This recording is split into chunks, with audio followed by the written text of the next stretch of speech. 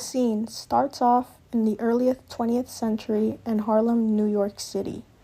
Spaces where drag queens, gender non-conforming people, and queer people would get together to drink, dance, have rivalry, and display their passions.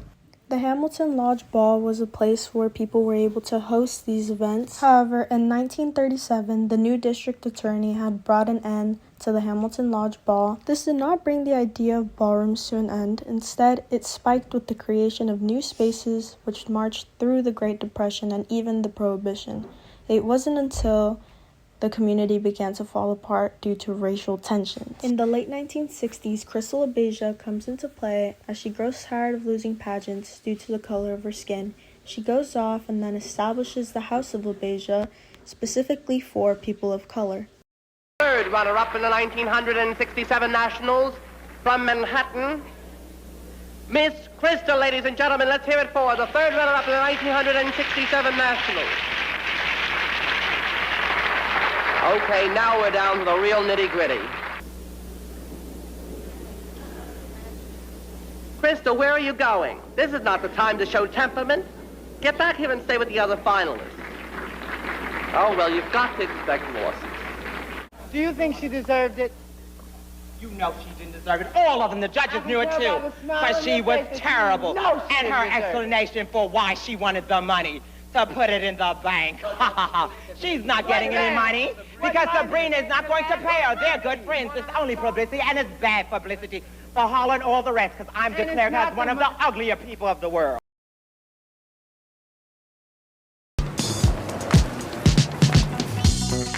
You have space to do all that you intend to. This movie is about the ball circuit, a competition among gay people under one roof. It's like crossing into the looking glass. A house, their families, kids with broken homes or no home at all. My name is Angie Extravaganza, and I am the mother of the House of Extravaganza. I'm Willie Ninja, the mother of the House of Ninja. Ninjas hit hard, they hit fast. We come out to assassinate. I am Pepper LaBeija, the legendary mother of the House of LaBeija, and I've been around for 2 decades. Reigning, that is.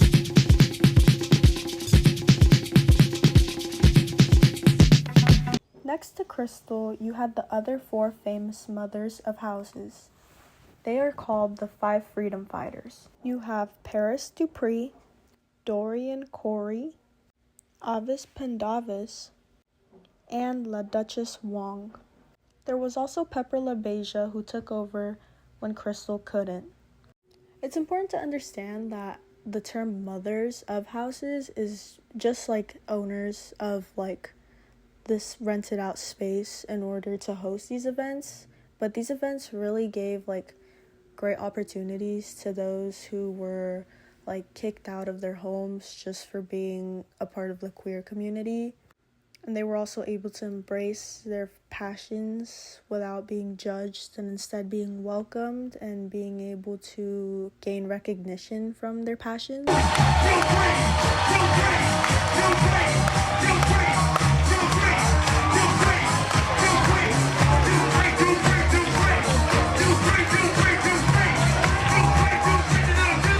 The creation of these houses is what sparked the idea of focusing more on dance competitions, and this is where voguing comes into play, but it was originally called performance and was more of a pop, dip, and spin, as you can see in the video playing in the background.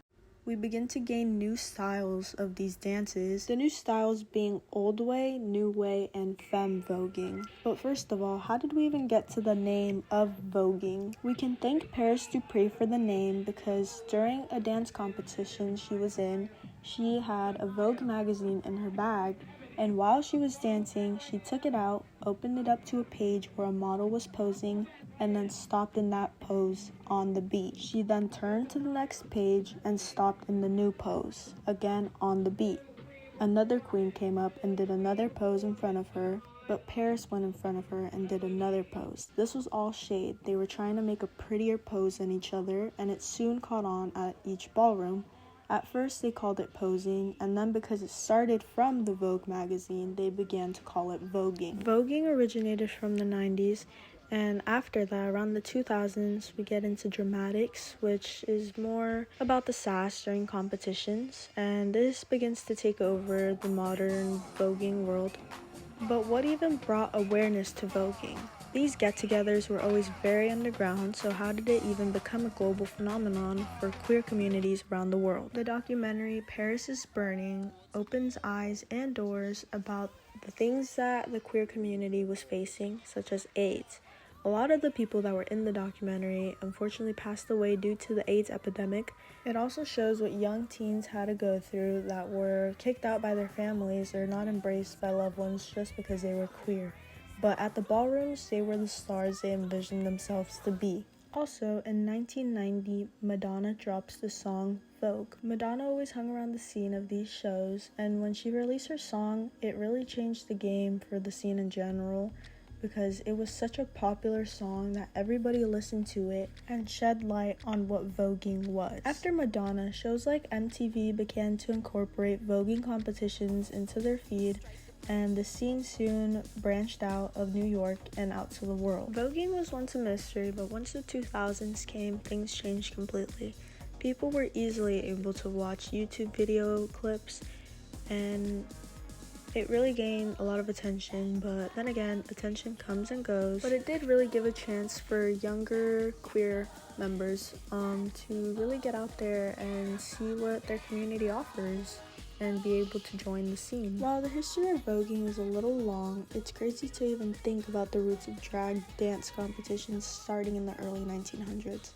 It stretches so far out, and I'm honestly very glad to see that it's something that has not died off. Instead, although it's become a little more mainstream, I believe it's been even more inclusive to non-queer groups in order to join the scene and have fun, overall making the scene bigger and making it fun to be a part of.